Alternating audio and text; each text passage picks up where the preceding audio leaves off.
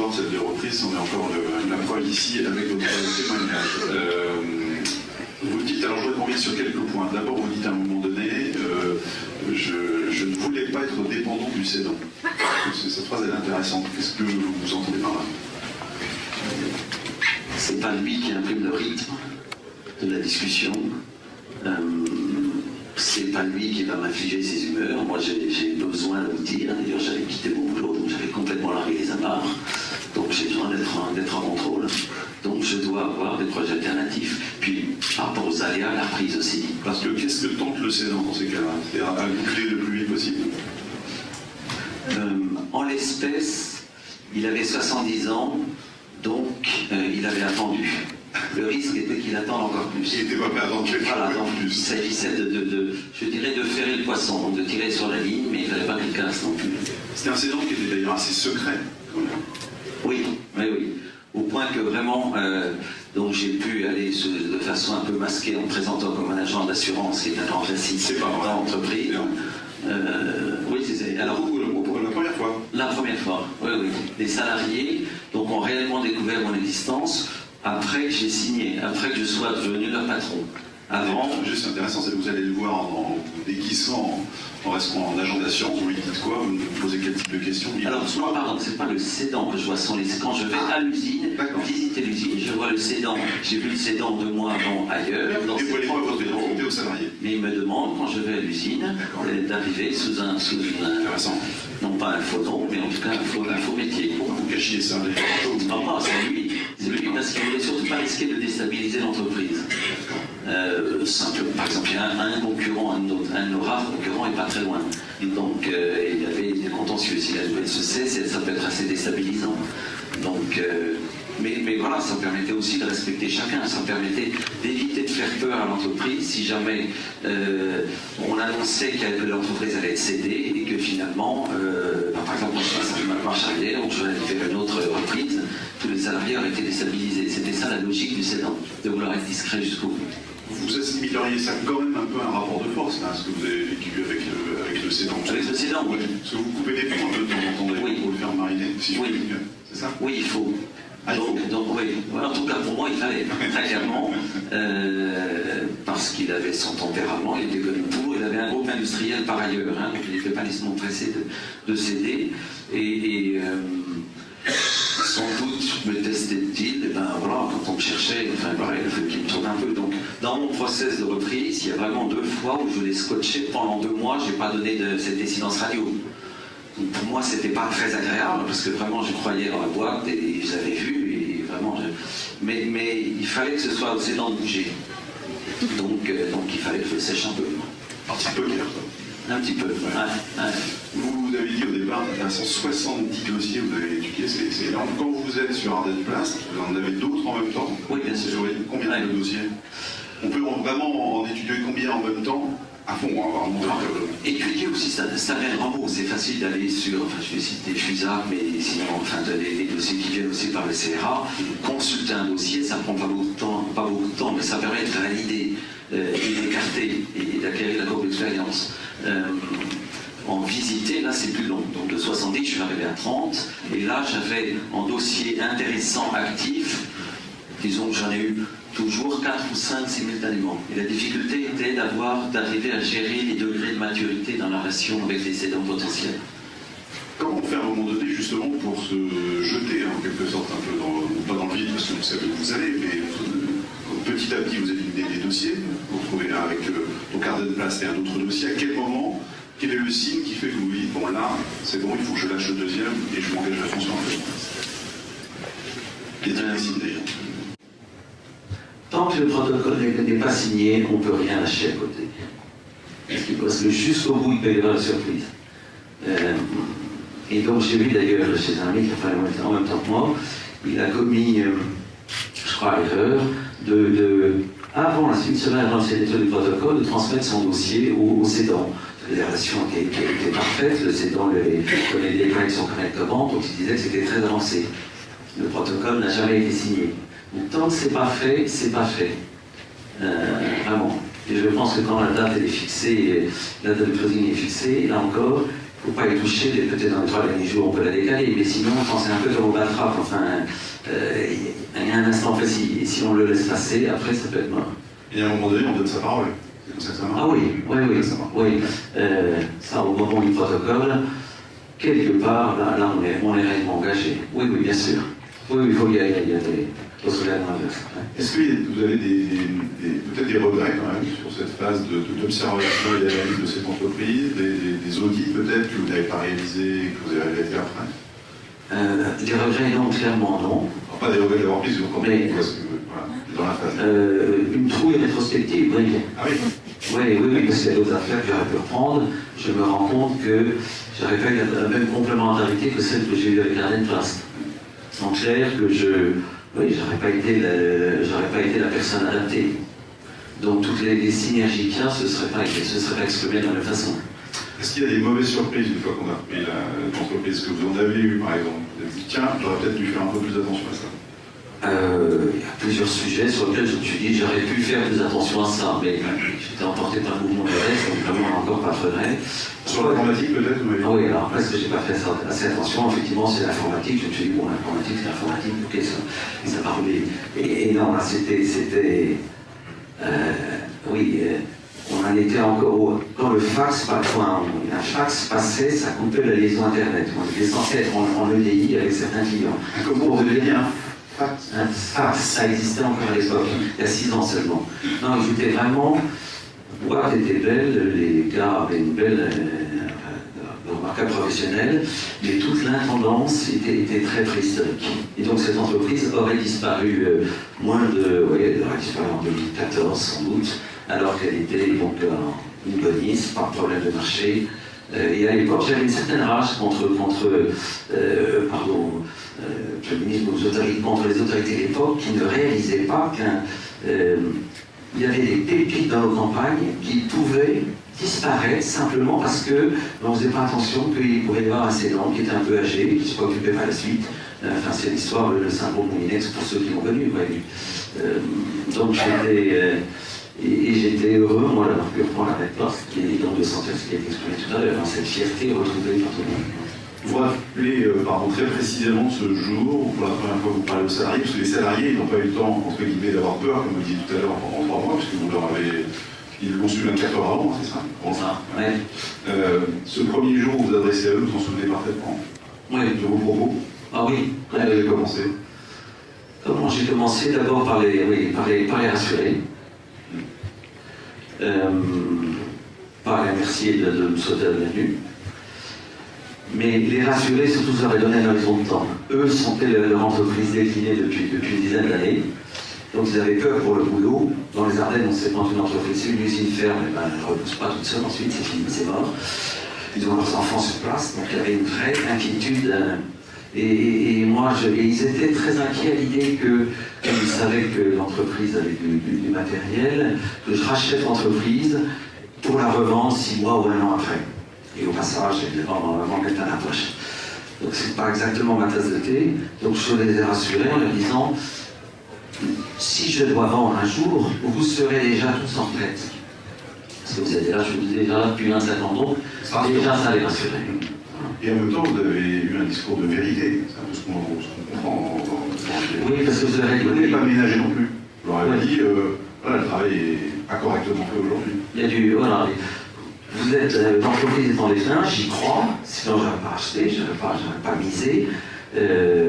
Mais il va y avoir, je n'ai pas voulu faire Churchill, mais voilà, j'avais parlé du vol, hélas, du Rio-Paris à l'époque, c'était assez peu de temps avant, il y avait ce vol Rio-Paris qui s'était craché, et il avait perdu ses sondes, donc ils n'avaient plus de visibilité.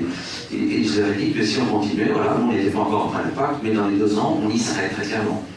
Que moi je ferais, le personnel ne serait pas ma variable d'ajustement, en revanche, je constatais, c'était évident dans mes tours d'usine, qu'ils étaient trop nombreux pour ce qu'ils faisaient. Il y avait beaucoup trop d'indirects, c'était mal organisé.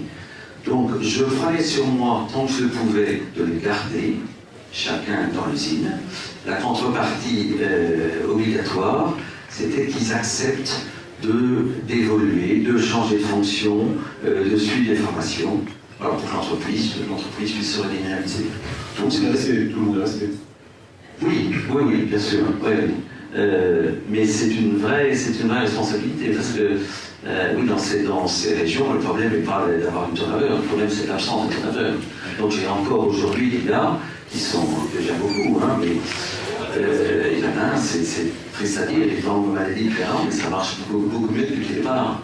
Et j'ai à la fois très envie qu'il revienne parce que son état me préoccupe, mais il sait que s'il revient, je le mettrai ailleurs. Dans une autre fonction qu'il va falloir créer. Et que 65, on ne peut pas créer une fonction infinie. Donc, tant que l'entreprise fonctionne, on le fait. Mais c'est en même temps une force considérable, parce que chaque salarié se projette à la place du salarié plus fragile, ou le plus faible. Ils disent tous, tiens, moi je veux. Et là, si je suis remplacé par la voiture, qu'est-ce qui se passe? Est-ce que mon patron me met à l'heure? S'ils sont rassurés là-dessus, ça donne une force à tout le monde. C'est l'histoire de la chaîne. La force de la chaîne, c'est la force de son maillon le plus faible, donc il faut faire attention le plus faible. Et donc j'ai annoncé que je mettrais en place ce premier jour, j'ai annoncé que je mettrais les mesures de sécurité évidentes, la mise en place de l'intéressement et la mise en place d'une prévoyance. Et la prévoyance, ça a déjà servi à plusieurs reprises, et c'est bien plus utile qu'on a généralisé la mutuelle il y a 3 à 4 ans, et tout le monde l'a signé, tous les syndicats.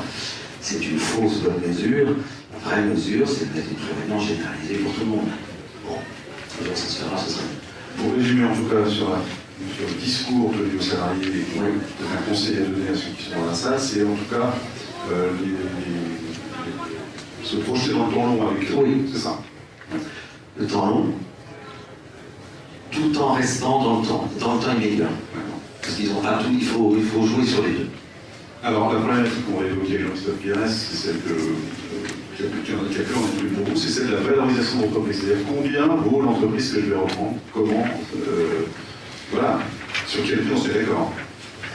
C'était une problématique vraiment pour vous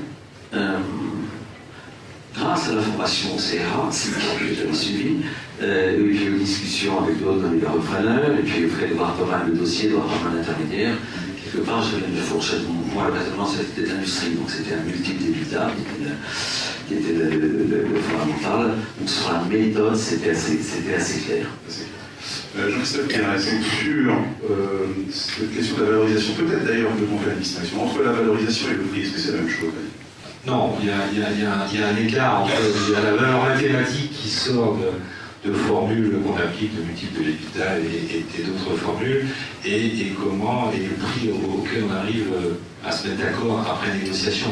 C'est un peu quand vous allez acheter une voiture, il y a un prix qui est affiché, le jeu effectivement étant de négocier, le vendeur essaye de vendre plus près du prix constructeur, et puis l'acheteur essaye d'obtenir le plus de revenus. Je fais juste une parenthèse évidente, vous expliquez ce que c'est. C'est un des éléments du compte de résultat, donc c'est un EBE si on veut parler plus exactement en français. Voilà. Donc c'est un des éléments du compte de résultat. Ça vous éclaire pas plus, c'est ça? L'EBE, c'est l'excédent brut d'exploitation, donc si vous prenez, donc vous avez le chiffre d'affaires, donc ce que vous retirez de la vente de vos produits, de vos services, vous enlevez les achats nécessaires donc à la réalisation de ces produits, donc on arrive cette fois-ci à la marge, après vous enlevez les frais généraux, donc là vous arrivez à la valeur ajoutée, et une fois que vous enlevez de cette valeur ajoutée, vous enlevez les impôts de production dont on entend parler beaucoup en ce moment notamment, et puis vous enlevez les salaires, et là vous arrivez à l'EBE. Voilà. Et donc c'est avant dotation aux amortissements et de provisions. Et après vous arrivez au résultat d'exploitation, on a fait les 3 quarts du compte de résultat, je peux vous parler du résultat financier, du résultat exceptionnel, mais pour arriver au résultat net. Donc différentes valorisations, effectivement. Oui, pardon. C'est d'accord. Oui, pardon, il y a un vrai point là-dessus. Moi, donc, j'ai signé le protocole en avril 2012. En février, un client qui s'appelait PSA, pour lequel Ardent Plast faisait les emballages d'exportation de pièces détachées pour l'Iran. À l'époque, PSA est séché par l'Iran, embargo américain déjà. L'histoire se répète. C'était 10% du chiffre d'affaires d'Ardent Plast. Et c'était vraiment le fonds de commerce ancien. Qu'est-ce que je fais? Ça fait 8 mois que je discute avec le cédant. On s'est mis à sécher déjà 2 fois pour qu'il bouge un peu sur le prix. Bon, j'y vais pas. Mais là, j'ai senti que c'était plus le moment de discuter. J'en voulais ou j'en voulais pas.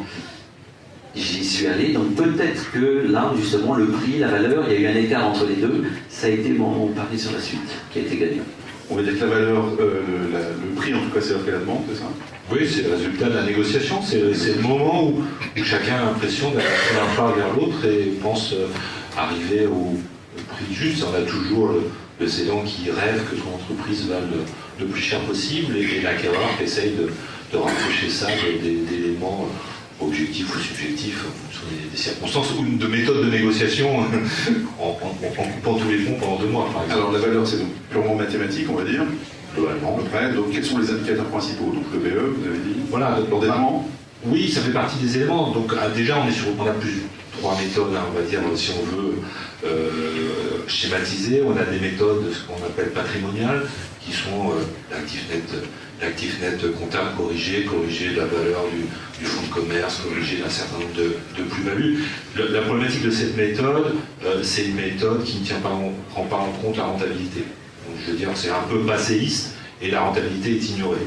On a après une méthode effectivement donc, basée sur la rentabilité, de multiples différents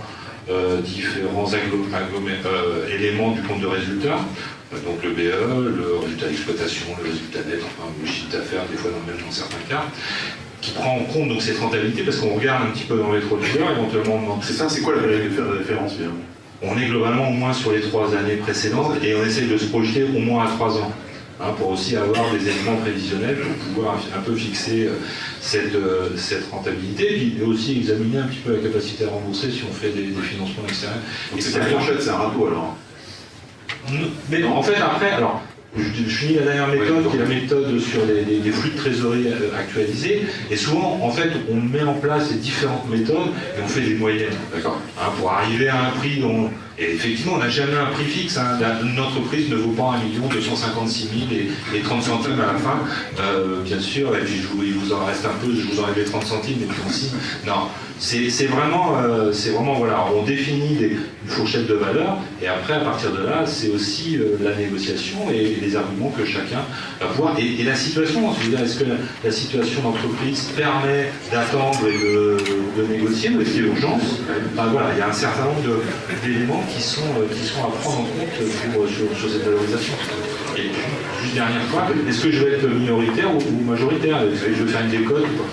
Tous ces éléments, voilà, c'est ce que vous allez discuter avec vos conseils qui vous accompagnent dans le process.